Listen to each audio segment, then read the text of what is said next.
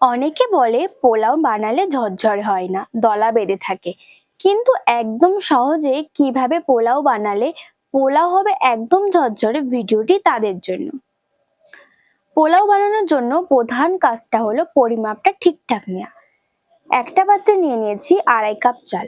আমি এখানে বাসমতি চাল ব্যবহার করেছি, আপনারা চাইলে গোবিন্দভোগ চালও ব্যবহার করতে পারেন। এবার জল দিয়ে চালটা 2-3 বার ধুয়ে নেব। এবার একটা এরকম ছিদ্র পাত্রে চাল থেকে জল ঝরতে দিয়ে দেবো।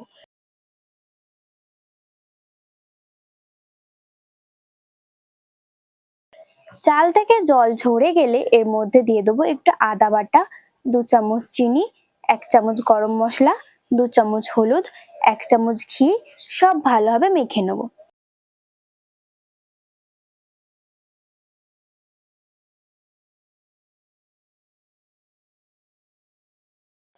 এবার দেব স্বাদ মতো নুন।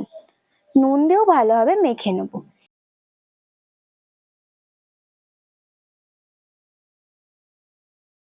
এবার একটা পাত্রে 2.5 কাপ চালের জন্য 5 কাপ জল গরম করে নেব।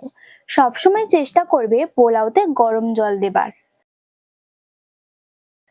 কড়াইতে দিয়ে দেবো 5 চামচ ঘি। আপনারা চাইলে ঘি আর সাদা তেল দুটো মিশিয়ে নিতে পারেন। ঘিটা গরম হয়ে আসলে দিয়ে দেবো তেজপাতা আর গোটা গরম মশলা।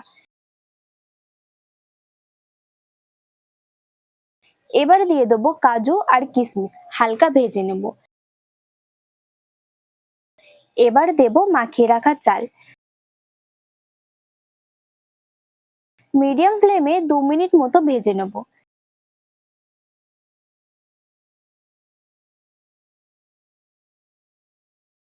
এবার দিয়ে দেবো গরম জল।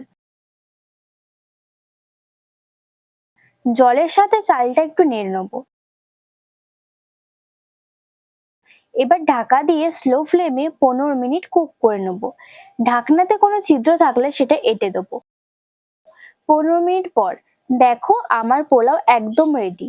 এই সময় পোলাওটা একটু আঠালো টাইপে থাকবে, তাই বেশি নাড়াচাড়া করবেন না, না হলে চালটা ভেঙে যাওয়ার সম্ভাবনা থাকবে। ঠান্ডা হতে দেবেন। ঠান্ডা হওয়ার পর দেখো পোলাওটা একদম ঝরঝরে হয়ে এসেছে। এর মধ্যে আর কোনো আঠালো ভাব নেই। তাহলে দেখলেন তো কত সহজেই ঝরঝরে পোলাও বানানো যায়। আমার প্রিয় বন্ধুরা, পোলাওয়ের আমার প্রিয় বন্ধুরা পোলাওয়ের রেসিপিটা কেমন লেগেছে সেটা অবশ্যই কমেন্ট করে জানাবেন। ভিডিওটি ভালো লেগে থাকলে আমার চ্যানেলটি সাবস্ক্রাইব করে ভিডিওটি লাইক করে দেবেন।